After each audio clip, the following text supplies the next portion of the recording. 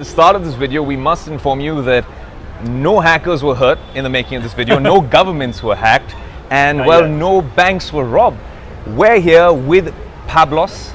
Pablos Holman is hacker, futurist, inventor. It goes on. The list is endless. Thank you so much for joining us on Bloomberg, Quint. Thank you. I came unarmed, so. No hoodie as well. Yeah, right. So Pablos is actually here in Mumbai, and Pablos, I want to start by asking you something that you mentioned earlier. Yeah. And I believe Pablos. If you were to believe Pablos, then perhaps everyone, including you watching right now, has been hacked at some point in their life. Is that true? I think it's true. I think it's pretty recent too. I mean, most desktop computers have already been taken over by some kind of virus. We don't have very good detection for that, so you don't know that your computer has been taken over, but yeah, it's already been compromised. But that's what I'm saying, Pablos. Yeah. Is it because of things that we're doing along the way, or is it because the hacker's always a step ahead of you?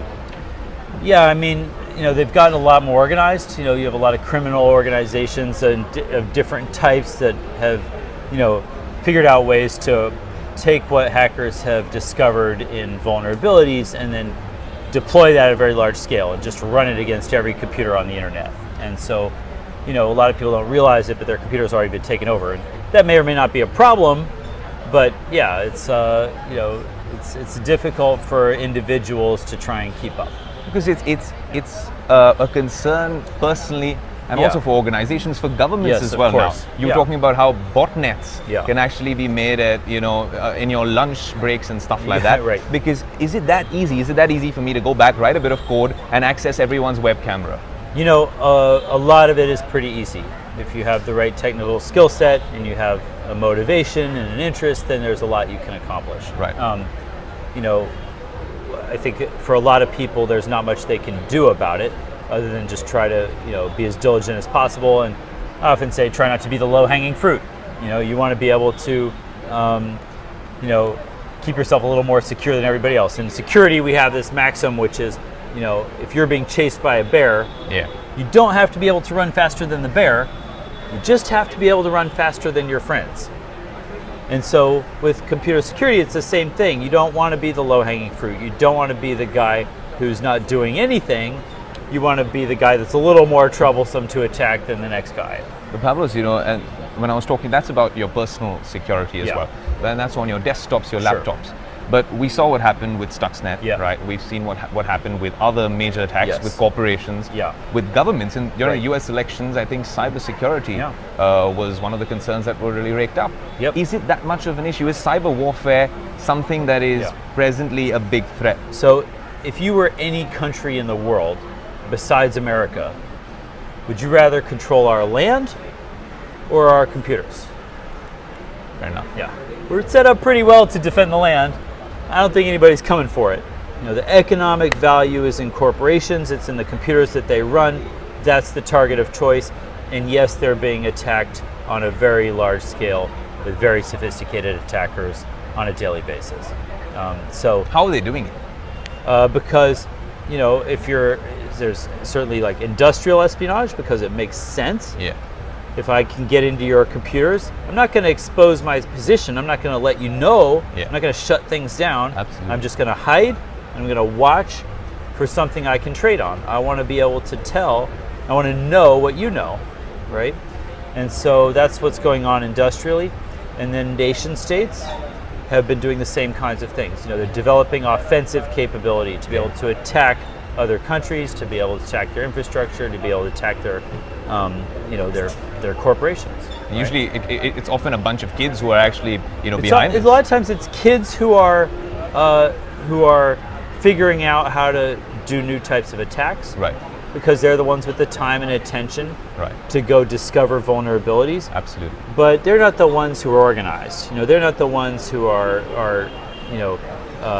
creating criminal activity or coordinated attacks. Or coordinated attacks, right? So I wouldn't blame it all on kids. It used to be. It used to be kids just mayhem online. Now you have much more sophisticated attackers. That's interesting, but Pablos actually dons several hats. I mean, all your time as a white hacker, you actually are meant to foresee things that could happen 10 years ago as an inventor, as a futurist. And tell us a little bit about what you're doing at your venture in Silicon Valley. Sure. So I work at the Intellectual Ventures Lab. I don't work on security problems anymore. What I do is I try to invent next generation technologies. Right. And for me personally, that has a lot to do with figuring out what the next generation of technologies that we can create with computers is. Right. And a lot of that is, figuring out what's technically possible at any given moment. Right. And so we're trying to solve the biggest problems we can. We do invention at a very large scale. Right. And what we try to do is take on a problem, bring a bunch of different kinds of experts to it in different areas in science and technology. Right. And we try to come up with ideas that you wouldn't get if you were working in that industry. And give us a few examples. Yeah, so probably the thing we're most famous for is we have been working on trying to figure out how to eradicate malaria. This is a problem Bill Gates asked us to work on. What we do is we try to invent new techniques for combating the spread of that disease. Right. The one we're most famous for is a machine that we invented that can find mosquitoes flying around Right. and shoot them down with laser beams. That might be very helpful here in India. Yeah, right. Because I'm not sure what the statistics on malaria here are, but but mosquitoes are carrying dengue fever. They're now carrying Zika. They're carrying other problems. Absolutely. And so we need to be able to ameliorate that. And what are the other key projects that you're working on? Perhaps if we could see in the next few years. Yeah, I mean the one I think is most important that we work on is a new type of nuclear reactor we invented. Right. It's powered by nuclear waste, by the depleted uranium left over from today's reactors. Right. That reactor is vastly more efficient and it's much safer. It's a modern reactor design.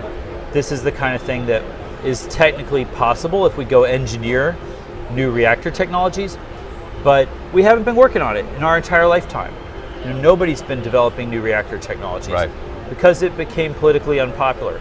But the truth is, we can power the entire planet, right, including growth, with carbon-free nuclear energy. Right. We just have to try a little harder. And we have a lot of new tools. We have giant supercomputers we can use to help us design these reactors, and that's what we're doing. So we think it's the most important problem. If you solve energy, then you solve a bunch of other problems for free. That's interesting, Pablos. And one thing I wanted to ask you, and I'm sure a lot of people viewing this would also want to ask you, is it's your job to really predict what the future is going to be like, what's going to be the biggest innovation in the next few years.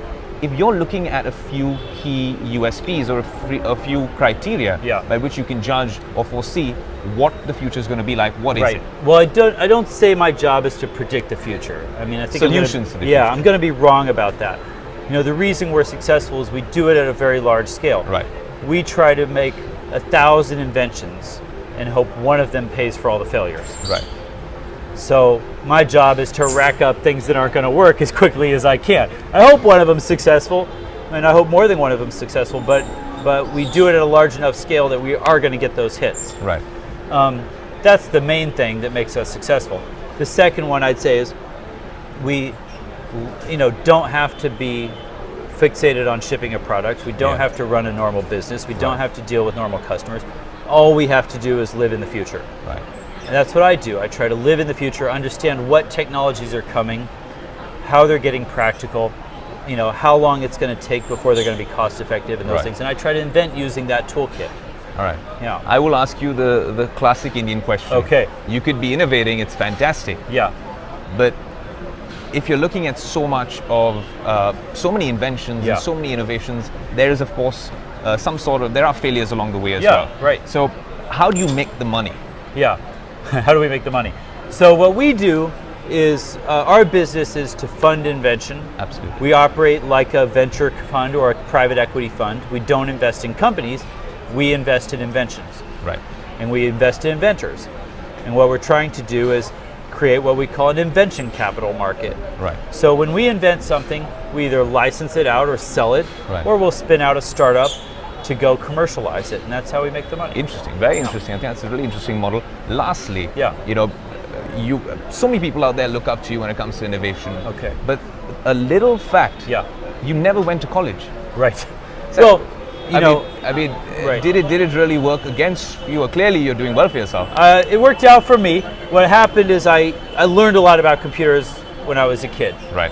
And by the time I got out of high school, I knew a lot and I could do a lot and I could get companies to pay me to buy cool new computers and do stuff with them. That's what I wanted to do. colleges were teaching the science of computation and programming things. I knew a lot about that already. Right. And so I ended up working in trying to do new things with computers and take them to different industries. And I'm still doing that. It worked out fine for me. And I think it made me, I couldn't rely on the credentials. I couldn't rely on a degree. There's probably no job I could get if I went and applied. Yeah. Because I'm not qualified for anything. But it turns out I've been useful for a few things. So Super, Pablos. Thanks so much for joining us. Thank you. My pleasure.